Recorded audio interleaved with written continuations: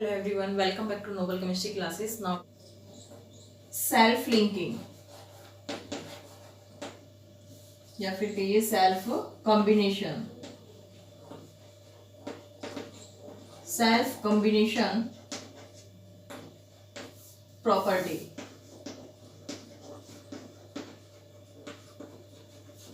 Self combination property का मतलब है कि जो कार्बन है वो एक ऐसा एलिमेंट है कि वो अपने ही साथ खुद के ही साथ मतलब बॉन्ड फॉर्म करके एक लंबी चेन फॉर्म कर सकता है। The property of self linking to form a long chain of organic compound is called catenation. उस प्रॉपर्टी को हम क्या कहते हैं? कैटिनेशन कहते हैं। Catenation. Here the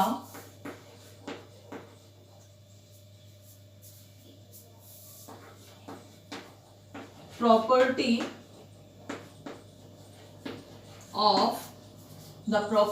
of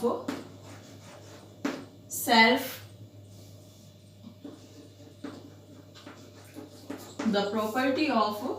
combination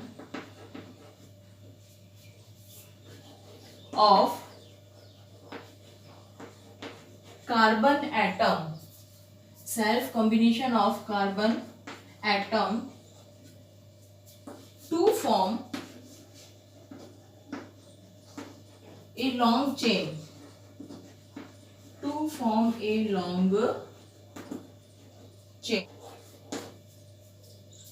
large number of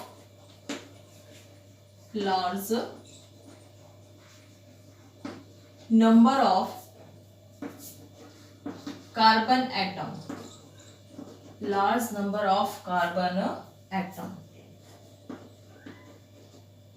is called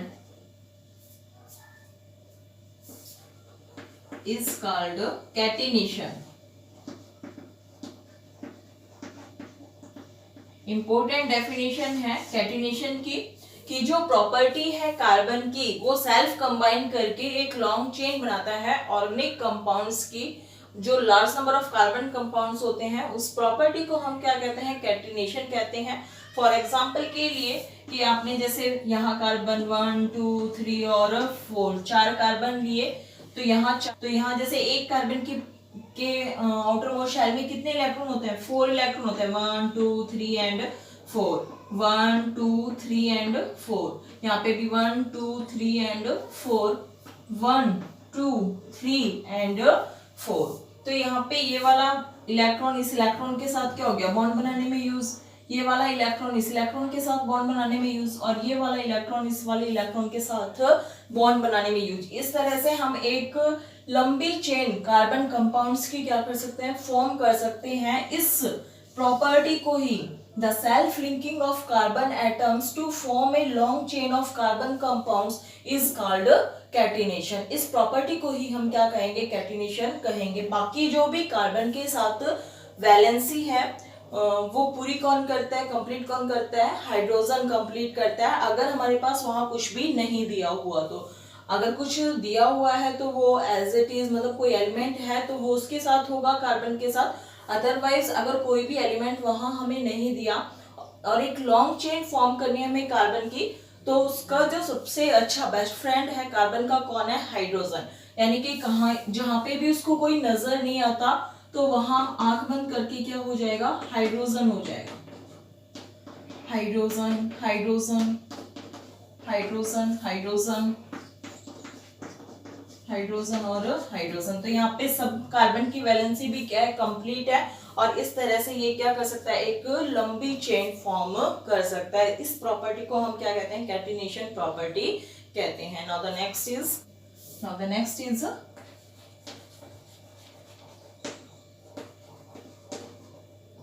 occurrence of carbon।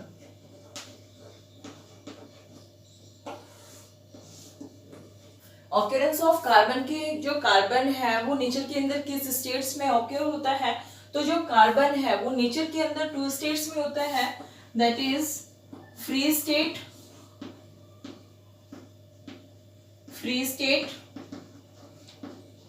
And second is combined state.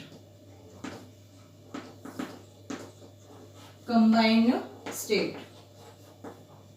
Free states के अंदर जो कार्बन ऑक्यूर्स होता है वो किस फॉर्म में होता है? In the form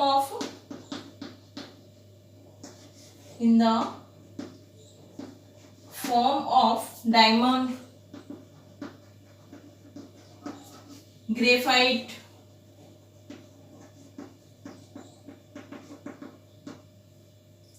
and buckminster fullerene. ये जो फ्री स्टेट है कार्बन है वो तीन स्टेट्स में, किसमें? डायमंड में, ग्रेफाइट और बकमैन स्टर फ्लोरेंस के फॉर्म में फ्री स्टेट्स में पाया जाता है. ये तीनों के तीनों क्या है? कार्बन के एलोट्रॉप्स हैं. ये क्या है हमारे पास? Allotropes of carbon. Allotropes of carbon. ये क्या हमारे पास? कार्बन के एलोट्रॉप्स हैं. Diamond, graphite and buckminster fullerene. इन तीनों स्टेट्स के अंदर जो कार्बन है वो नेचर के अंदर किस स्टेट्स में पाया जाता है? फ्री स्टेट्स में पाया जाता है. और कंबाइंड स्टेट्स के अंदर जैसे कार्बन डाई, कंबाइंड का मतलब ही क्या हो गया? किसी के साथ कंबाइन होके. तो कार्बन ऑक्सीजन के साथ कंबाइन होके किसकी फॉर्म में? कार्बन डाई ऑक्साइड की फॉर्म में. Calcium carbonate CaCO3. Now here C calcium, C is carbon and O is oxygen. तो यहाँ पे जो कार्बन डाइऑक्साइड है, कैल्शियम कार्बोनेट है, ये क्या है? कंबाइंड स्टेट है. तो जो कार्बन है, ऑक्यूरेंस ऑफ कार्बन में क्या होगा? जो carbon is occur in two states, free state and combined states. In free states the carbon occur in the form of diamond, graphite and Buckman stir fluorines. These are allotropes of carbons. And in combined state, carbon is occur in nature in the form of carbon dioxide, calcium carbonate, etc. ठीक है, जिसमें भी मतलब carbon use हो रहा है तो वो उसके साथ क्या हो गया? कंबाइंड स्टेट्स के अंदर हो जाता है. Now the next is allotropes of carbon. Allotropes of carbon.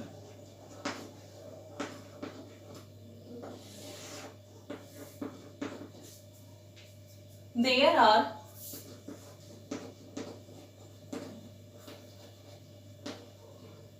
three allotropes.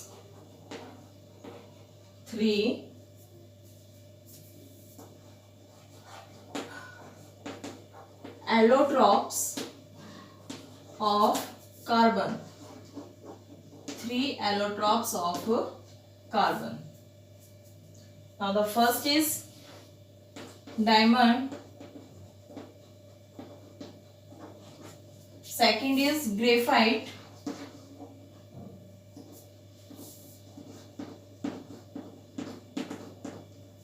and third is Buckman stir fluorines. Diamond, graphite and Buckman stir fluorines. Now diamond is a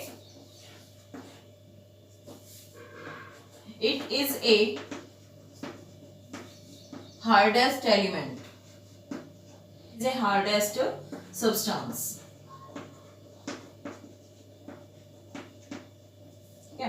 जो डायमंड है वो कैसा substance है? हार्डेस्ट सब्सटेंस है.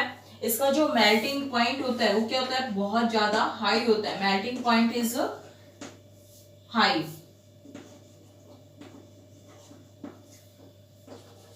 And good conductor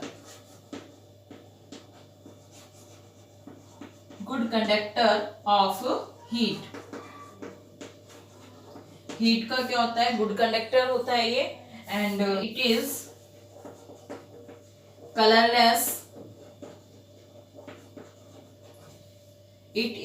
colourless transparent substance.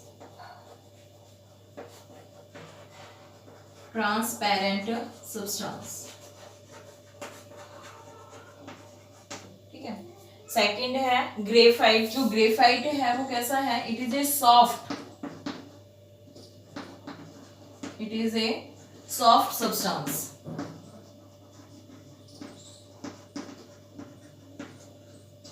And graphite is a good conductor of electricity.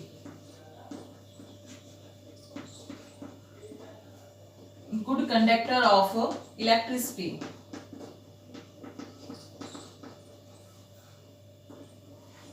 And graphite, it is grayish color. Grayish in color. यहाँ पे जो carbon के एलोट्रॉप्स हैं डायमंड और ग्रेफाइट, जब हम इन्हें बर्न करते हैं तो वहां पे सिर्फ क्या इवॉल्व होती है, कार्बन डाइऑक्साइड गैस इवॉल्व होती है, उसके अलावा वहां पे कुछ भी रेजिड्यू नहीं बचता। कुछ भी रेजिड्यू ना होने के कारण ये ऑब्जर्व किया गया था कि जो डायमंड और ग्रेफाइट है वो मोस्टली किससे बनकर बने हुए हैं, ओनली और ओनली ऑफ कार्बन से मिलकर बने हुए हैं। तो कार्बन से मिलकर बने होने के कारण जो डायमंड और ग्रेफाइट है, इन दोनों का सिंबल क्या लिया जाता है, सी लिया जाता है। इन दोनों का सिंबल हम क्या लेते हैं, सी लेते हैं। जो डायमंड है वो एक हार्डेस्ट सब्सटेंस है। हार्डेस्ट सब्सटेंस होने के कारण इसे ग्लास, जो कांच वगैरह होता है, उसको कट करने के लिए यूज किया जाता है, ज्वेलरी बनाने के लिए यूज किया जाता है। ठीक है, इसका मेल्टिंग हार्ड सब्सटेंस है तो मेल्टिंग पॉइंट भी क्या होता है, इसका बहुत ज्यादा हाई होता है। ये गुड कंडक्टर ऑफ किसका होता है, हीट होता है। Good conductor of heat and bad conductor of electricity. And it is a colourless transparent substance. और ये कैसा होता है, कलरलेस ट्रांसपेरेंट सब्सटेंस होता है। ग्रेफाइट है वो एक सॉफ्ट सब्सटेंस होता है, गुड कंडक्टर ऑफ इलेक्ट्रिसिटी होता है, and it is a grace in colour. और इसका जो कलर होता है वो कैसा होता है, ग्रे कलर का होता है। फॉर एग्जांपल के लिए जैसे हम जो पेंसिल्स यूज करते हैं तो उस पेंसिल में जो पेंसिल्स के अंदर जो नॉब्स होती है वो क्या है, हमारे पास ब्लैक कलर की होती है, दैट इज ग्रेफाइट। वो क्या होता है, हमारे पास ग्रेफाइट होता है। इसको भी जब कार्बन के साथ जब इसको बर्न किया गया था तो वहां पे भी क्या इवॉल्व हुई थी, only carbon dioxide gas evolve हुई थी और रेजिड्यू में कुछ भी नहीं बचा था। तो इसको भी हमने क्या कह दिया था कि इसका भी सिंबल क्या होगा, सी होगा। जब कार्बन डाई और नेक्स्ट इज बकमिंस्टर फ्लोरेंस। जो बकमिंस्टर फ्लोरेंस है, इसकी जो शेप है, shape just like as a football. Shape किसकी तरह है, just like as a football. As a football की तरह है इसकी जो शेप होती है। इसमें जो कार्बन है वो 60 कार्बन्स को कंबाइन करके क्या फॉर्म किया गया है, एक बकमिंस्टर फ्लोरेंस की शेप फॉर्म की गई थी। यहाँ इसमें कार्बन 60 कार्बन होने के कारण जो इसके लिए हम यूज करते हैं दैट इज C60। क्या यूज करते हैं हम, C60 for buckminster fullerene. Now the next is, first question is that, यहां से हमारे पास क्वेश्चंस है, an elements belonging to group 14 of the periodic table has two common allotropes A and B. A is very hard and non-conductor of electricity while B is soft to touch and a good conductor of electricity. Identify the elements. हमें elements को identify करना है, elements A और B। आपके पास दिया हुआ क्या है कि जो A एलिमेंट है, जो A एलिमेंट है वो कैसा एलिमेंट है, हार्ड है। और क्या है हमारे पास, नॉन कंडक्टर ऑफ इलेक्ट्रिसिटी है। ठीक है, तो यहाँ से अभी हमने एलोट्रॉप्स ऑफ कार्बन पढ़े हैं। तो एलोट्रॉप्स ऑफ कार्बन के अंदर डायमंड और ग्रेफाइट के बारे में पढ़ा था कि कौन सा हार्ड है और कौन सा सॉफ्ट है। तो यहाँ पे जो हमारे पास डायमंड है, हमने डायमंड हमने कैसा पढ़ा था, इज वेरी हार्ड, है ना। तो यहाँ से हार्ड सब्सटेंस कौन है, डायमंड है। तो now the element A is, element A is diamond। ठीक है, एंड सेकंड है B is soft to touch। हमने पढ़ा था जो ग्रेफाइट है वो कैसा है, सॉफ्ट सब्सटेंस है और यूज किया जाता है इन द इलेक्ट्रिसिटीज, या कह सकते हैं हम जो ग्रेफाइट है वो क्या है, गुड कंडक्टर ऑफ इलेक्ट्रिसिटी है। तो यहां से जो ग्रेफाइट है, element B, element B is graphite. ठीक है, तो इस तरह से क्वेश्चंस आ सकते हैं। नाउ द नेक्स्ट इज, इस तरह से भी आ सकता है। एक क्वेश्चन है, a piece of black electrode use in dry cell on strong heating in air give a colourless gas which turned lime water milky. What was the material of the electrode? Use in dry, एक black electrode है जिसे use किया गया है dry sales के अंदर। अब इसने कहा कि जो वहां पे जब ड्राई सेल्स के अंदर यूज किया तो एक कलरलेस गैस इवोल्व हुई थी। उस कलरलेस गैस थी, उसने क्या किया, लाइम वाटर को चेंज कर दिया मिल्की के अंदर। मिल्की सॉल्यूशंस हो गया वहां पे हमारे पास।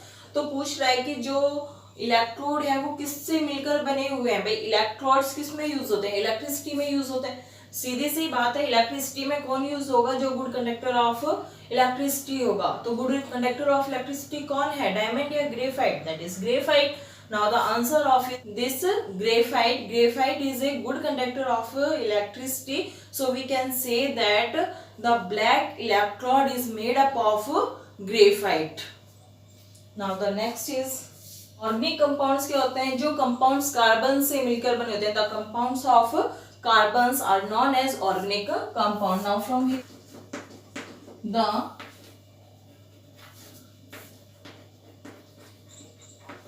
compound of carbon are known as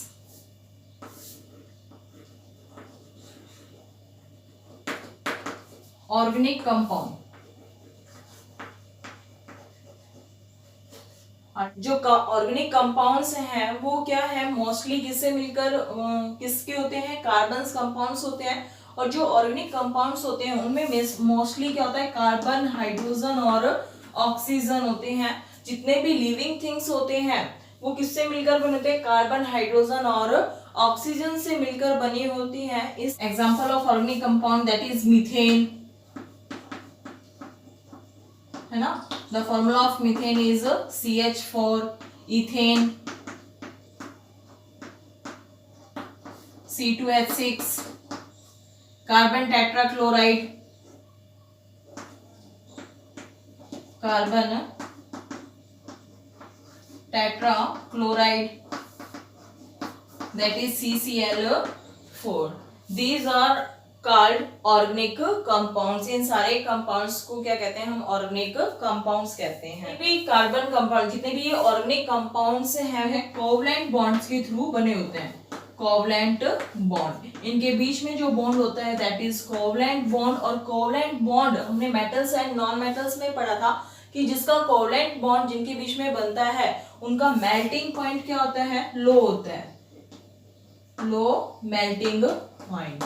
उनका मेल्टिंग पॉइंट क्या होगा, लो होगा। तो नाउ फ्रॉम यहाँ लेते हैं C2H6 का लेते हैं। भाई कार्बन कितनी है हमारे पास, 2 है। हाइड्रोजन कितनी है, 3 है। कार्बन की वैलेंसी कितनी, 1 2 3 4, 1 2 3 4।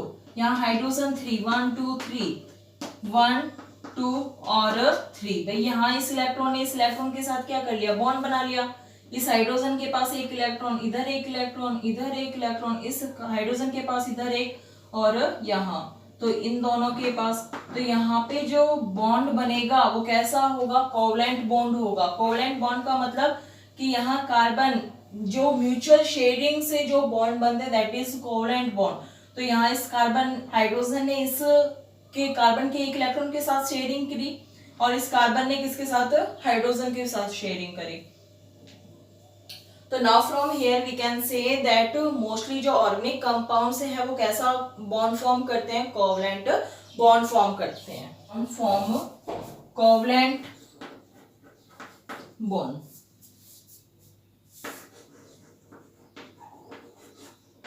And due to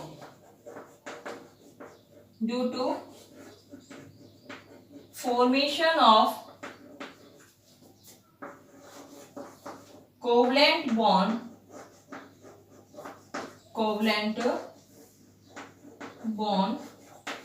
they have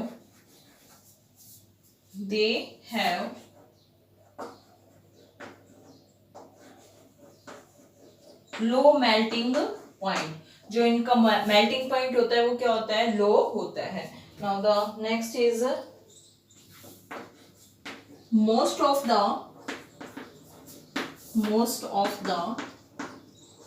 carbon compound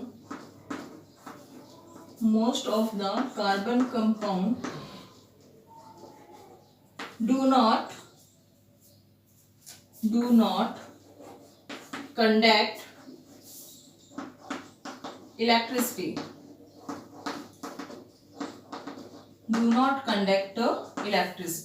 question यहाँ से ये भी हो सकता है कि जो carbon compounds, mostly carbon compounds या फिर sugar do not conduct electricity, how, कैसे, मतलब कैसे का हो सकते हो कि आप जो कार्बन कंपाउंड्स है वो इलेक्ट्रिसिटी कंडक्ट, NaCl है, क्या वो इलेक्ट्रिसिटी को कंडक्ट करता है? तो हमारा आंसर क्या होगा, नहीं करता। लेकिन मॉल्टन स्टेट्स के अंदर, जो मॉल्टन स्टेट्स होती है, मॉल्टन स्टेट का मतलब होता है लिक्विड स्टेट, जो लिक्विड स्टेट है उस लिक्विड स्टेट्स के अंदर जो NaCl है वो क्या करता है, इलेक्ट्रिसिटी को कंडक्ट करता है। क्यों करता है? क्योंकि जो मॉल्टन स्टेट्स में जो सोडियम क्लोराइड है, जैसे ही सोडियम क्लोराइड को हम लिक्विड के अंदर डालते हैं तो सोडियम क्लोराइड NaCl किसके अंदर डिसोसिएट हो जाता है, Na पॉजिटिव प्लस में Cl नेगेटिव के अंदर डिसोसिएट होता है। तो यहाँ पे वो किसके अंदर डिसोसिएट हो रहा है, आयंस के फॉर्म में डिसोसिएट हो रहा है। तो यहाँ से एक पॉइंट ये निकल के आया कि जो इलेक्ट्रिसिटी है वो फ्लो किसकी वजह से होती है, due to the flow of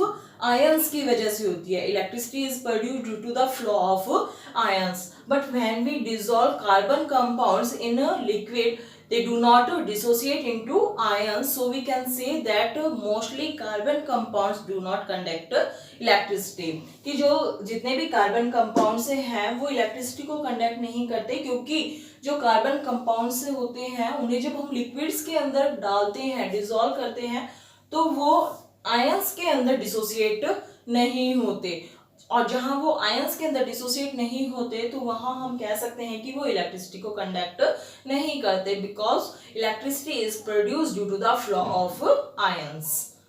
now the next point is, question है कि जितने भी कार्बन कंपाउंड्स हैं क्या वो सारे के सारे ऑर्गेनिक कंपाउंड्स होते हैं? भाई जैसे अभी हमने कहा ऑर्गेनिक कंपाउंड्स में मीथेन है, CH4 है, ठीक है, C2H6 है, इथेन है, कार्बन टेट्राक्लोराइड CCl4 है, तो ये सारे हमने क्या कह दिया कि ये कैसे कंपाउंड्स है, ऑर्गेनिक कंपाउंड्स है, ठीक है, ये क्या है, organic compound.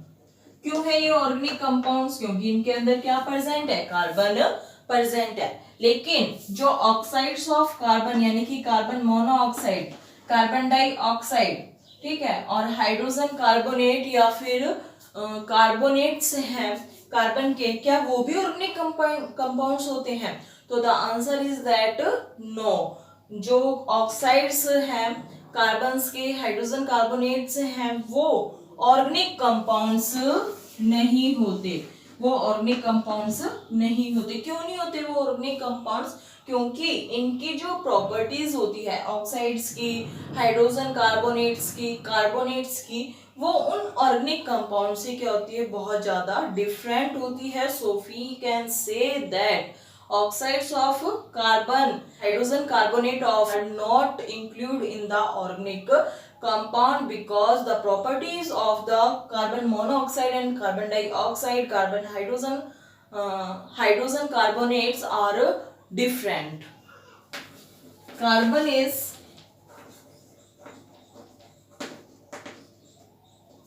form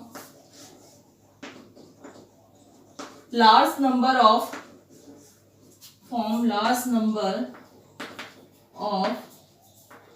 organic compound, large number of organic compound.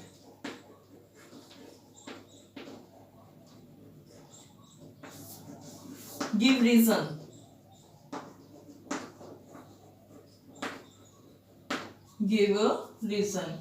ये कह रहे हैं कि जो कार्बन है वो एक लार्ज नंबर ऑर्गेनिक कंपाउंड्स के फॉर्म करता है, तो किसकी वजह से करता है? तो now the answer is that carbon is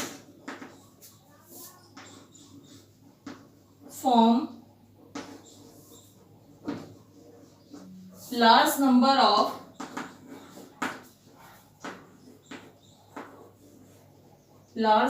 of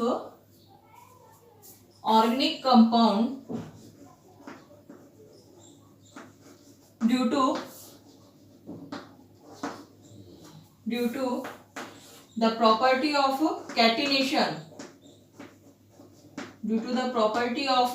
catenation, and now the second reason is that due to tetravalent.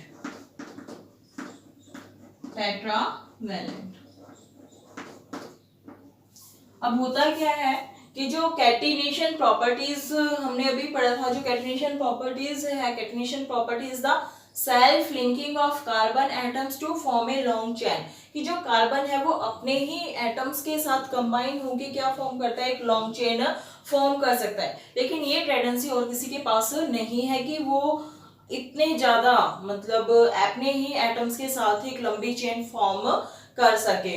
तो एक तो कैटिनेशन प्रॉपर्टी शो करता है कार्बन, इसलिए वो एक लॉन्ग चेन बना सकता है ऑर्गेनिक कंपाउंड्स की। And second is tetravalent. Tetravalent का मतलब कि जो कार्बन है उसके आउटर मोस्ट शेल में कितने इलेक्ट्रॉन है, 4 इलेक्ट्रॉन्स होते हैं। 4 इलेक्ट्रॉन्स होने के कारण जो कार्बन है वो ना तो इलेक्ट्रॉन्स को कंप्लीटली लॉस करता है, ना ही इलेक्ट्रॉन्स को कंप्लीटली गेन करता है। वो वहां पे शेयरिंग करता है इलेक्ट्रॉनिक कॉन्फ़िगरेशन को एक्वायर करने के लिए। So from here we can say that due to acquire noble electronic configuration they form a long chain with their atoms. वो अपने ही एटम्स के साथ क्या कर सकता है, एक लंबी चेन फॉर्म कर सकता है अपने नोबल इलेक्ट्रॉनिक कॉन्फ़िगरेशन को एक्वायर करने के लिए भी। तो ये दोनों प्रॉपर्टीज के वजह से ही जो कार्बन है वो क्या कर सकता है, एक लॉन्ग चेन फॉर्म कर सकता है। अगर ये क्वेश्चन 3 नंबर में आता है तो आपको यहाँ पे सिर्फ यही 2 पॉइंट नहीं लिखने, आपको यहाँ इसकी डेफिनेशन भी लिखनी जो भी मैंने पीछे लिखवाई है आपको। और टेट्रावैलेंट के लिए भी कि जो कार्बन है वो टेट्रावैलेंट है, neither loss and nor gain 4 electrons to complete their noble electronic configuration या to complete their octet। I hope आज की वीडियो आपको पसंद आई होगी। अगर आपको वीडियो पसंद आई है तो आप इसे शेयर करना ना भूलिए, और अगर आप मेरे चैनल पर नए हैं तो इसे सब्सक्राइब जरूर करें। वीडियो को ज़्यादा से ज़्यादा शेयर कीजिए, लाइक कीजिए। Thanks for watching.